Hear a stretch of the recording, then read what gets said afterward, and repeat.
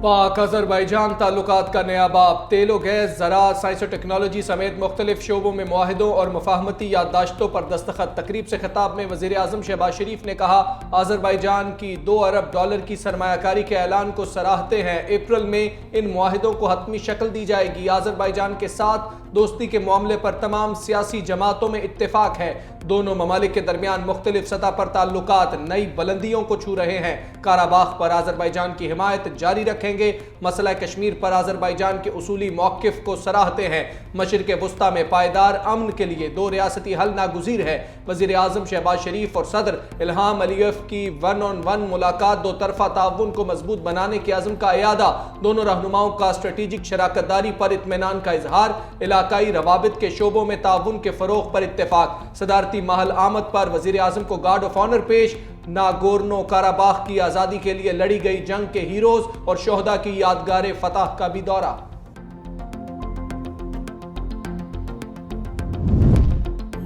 पाकिस्तान में गैर मुल्की सरमायाकारों को सहूलियात फराहम कर रहे हैं। वज़ीर आज़म शहबाज शरीफ का पाकिस्तान अज़रबैजान बिजनेस फोरम से खिताब।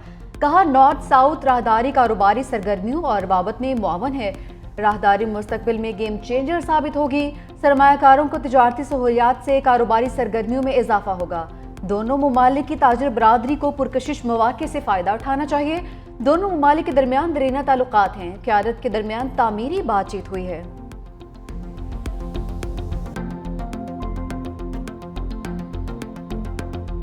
लाहौर में हॉर्स एंड कैटल शो रंगीनियां बिखेरता खत्म। आर्मी चीफ और वज़ीर आला पंजाब की बतौर मेहमान खुसूसी शिरकत। मरियम नवाज ने army chief general Asim Munir का इस्तकबाल किया।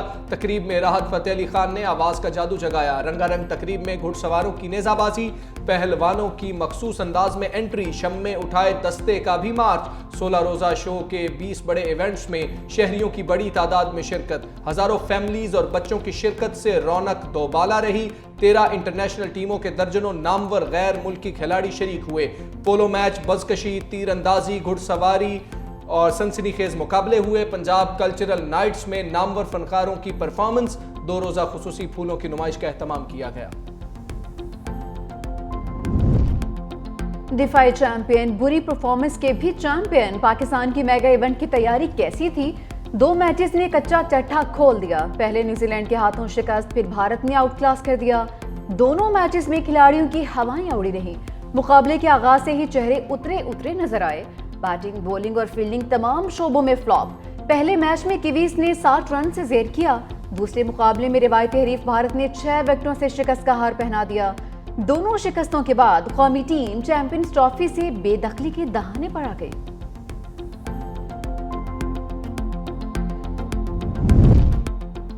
इश्तेहारों में हीरो, कारकर्दगी में जीरो। पाकिस्तानी बैटिंग लाइन की 2 मैचेस की कारकर्दगी रिपोर्ट आ गई। टॉप ऑर्डर और middle order out of order रहा। सऊद शकील ने 68 रन्स पर इक्तफा किया। तैयब ताहिर ने 2 मैचेस में 5 रन्स जोड़े। कप्तान रिजवान 49, सलमान अली आगा 61 और बाबर आजम 87 रन्स ही बना पाए।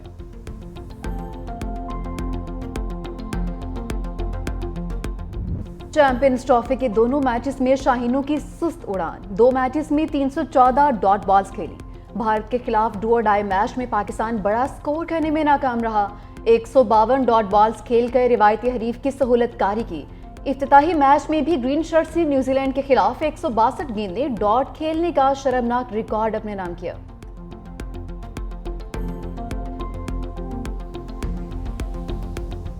पाकिस्तान की पेस बैटरी में दमखम नजर ना आया। शाहीन और हारिस रन्स खाने का मुकाबला करते दिखाई दिए।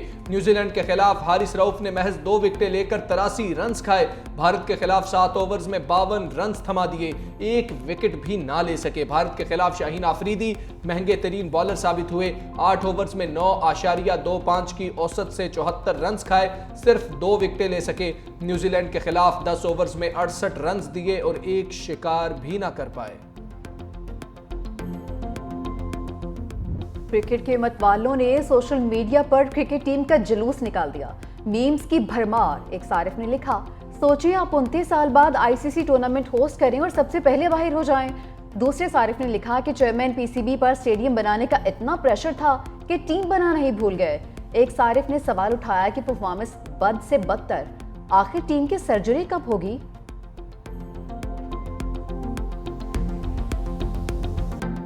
न्यूजीलैंड ने बांग्लादेश को यह मैच हरा दिया है। 46.1 ओवर्स में न्यूजीलैंड ने टारगेट 237 हासिल कर लिया। दोनों टीमें बांग्लादेश और पाकिस्तान चैंपियंस ट्रॉफी से आउट हो चुके हैं। आपको यह बता रहे हैं कि चैंपियंस ट्रॉफी से सबसे पहले जो दो टीमें आउट हुई हैं, एक साथ आउट हुई हैं, वो पाकिस्तान और बांग्लादेश हैं। लेकिन एक फर्क है, बांग्लादेश भारत से और न्यूजीलैंड से जो मैच हारा उसमें मुजाहमत फिर भी नजर आई।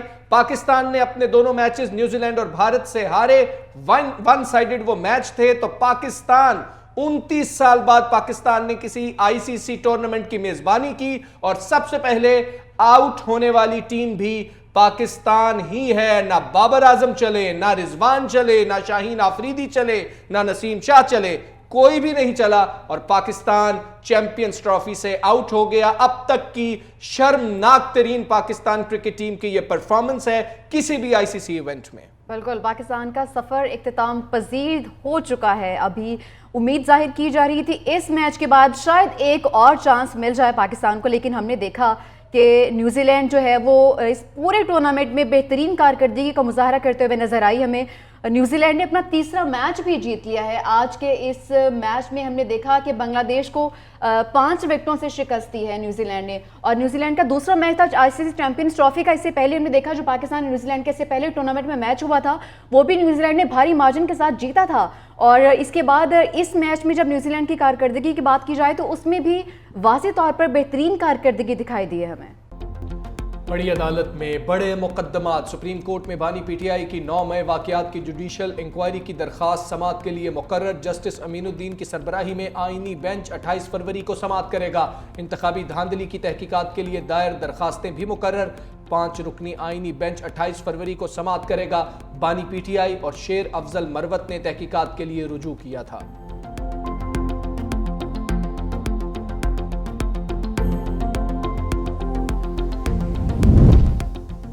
सीनियरिटी इशू पर जुडिशल कमीशन में दरार। एडवोकेट अख्तर हुसैन ने रुकनियत छोड़ दी। इस्तीफा chairman judicial commission chief justice Yahya Afridi को भिजवा दिया। ज़रा के मुताबिक अख्तर हुसैन ने जजेस तबादलों और सीनियरिटी इशूज़ पर इख्तलाफात की वजह से इस्तीफा दिया। अख्तर हुसैन पाकिस्तान बार कौंसिल की जानिब से जुडिशल कमीशन के रुकन थे। पाकिस्तान बार कौंसिल ने नए मेंबर के तकर्रुर के लिए अहम इजलास 26 फरवरी को तलब कर लिया। सीनियर वकील एहसन भून को नामजद किए जाने का इम्कान।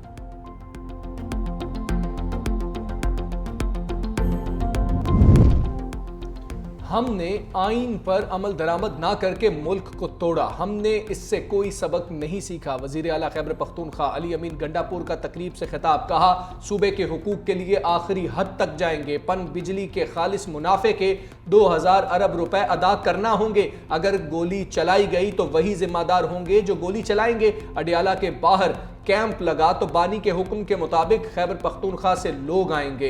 हुकूमत और अवाम में एतमाद ना हो तो टैक्स वसूली कम हो जाती है। रियासत और अवाम के दरमियान ताल्लुक आइन होता है। हमारा मुतालबा है NFC अवार्ड के लिए मुशावरत शुरू की जाए।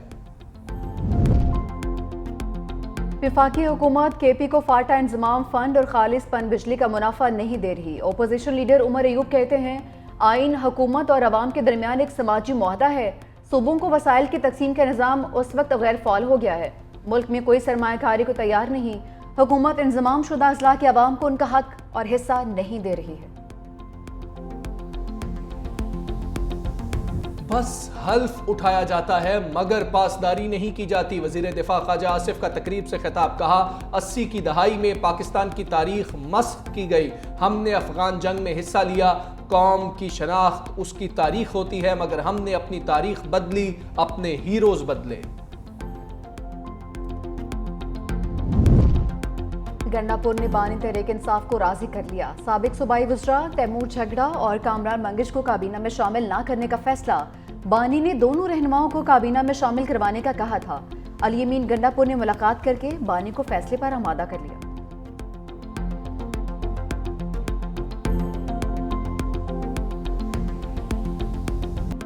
हुकूमत कारोबार चलाने के हवाले से निजी शोबे को पॉलिसियां दे। वफाकी वज़ीर खजाना मोहम्मद औरंगजेब का कराची में पाकिस्तान बैंकिंग समिट से खिताब। कहा आलमी तिजारत से ज्यादा खित्ते की तिजारत पर तवज्जो मरकूज करने की जरूरत है। PIA को निजकारी के लिए दोबारा मार्केट में लाएंगे। हमें बरामदाती मुआशी पैदावार की जरूरत है। बरामदात में महज टेक्सटाइल पर इन्हिसार नहीं करना, तमाम के तमाम शोबाजात को बरामदात में हिस्सा डालना होगा। आबादी और मौसमियाती तब्दीली पर ध्यान दिए बगैर पायदार मुआशी तरक्की नहीं होगी।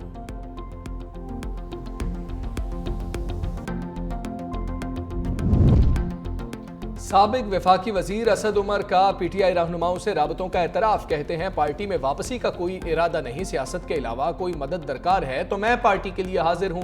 रहनुमाओं को मशवरा दिया, जो भी करना है बंद कमरे में करो, टीवी पर आकर नहीं।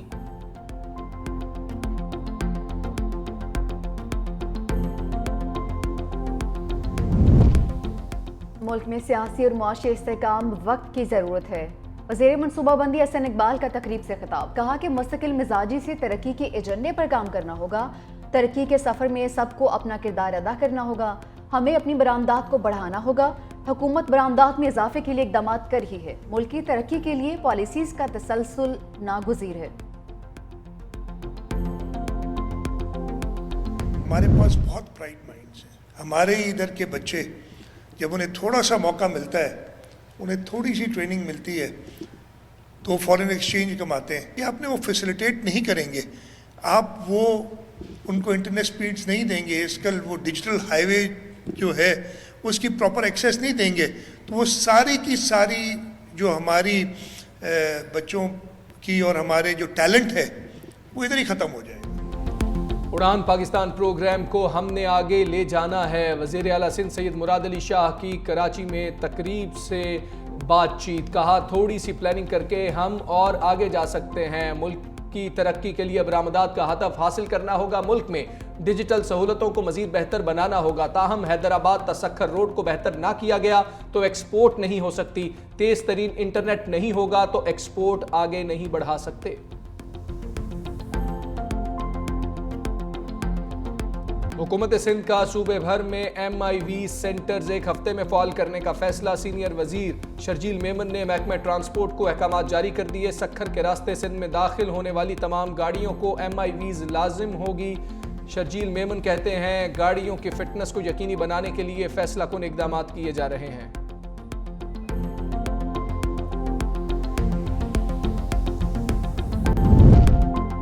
पाकिस्तान में यकम रमजानुल मुबारक 2 मार्च से होने का इम्कान। स्पार्को की पेशगोई। नए चांद की पैदाइश 28 फरवरी को मकामी वक्त के मुताबिक सुबह 5:45 पर होगी। गुरूब आफ्ताब के वक्त चांद की उम्र 12 घंटे और बुलंदी 5 डिग्री होगी। शवाल का चांद 30 मार्च को मतवक्के। ईद उल फित्र 31 मार्च को हो सकती है।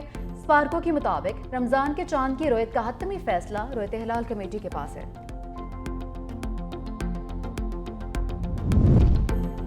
अफगान तालिबान अमरीकी असलहा वापस करें वरना इमदाद बंद कर देंगे। सदर ट्रंप ने तालिबान से अमरीकी असलहा बाज़ेयाब कराने का हुक्म दे दिया। कहा तालिबान हुकूमत हर साल अपनी परेड में अमरीकी असलहे की नुमाइश करते हैं जिससे मुझे शदीद गुस्सा आता है। अमरीकी वज़ीर ख़ारिजा मार्को रूबियो का भी सख्त पैगाम। बोले तालिबान दहशतगर्द ग्रुप्स को ठिकाने और तरबियती कैंप बनाने में मदद दे रहे हैं। अब अफगानिस्तान में अमरीकी मौजूद नहीं जो दहशतगर्दों को निशाना बनाए।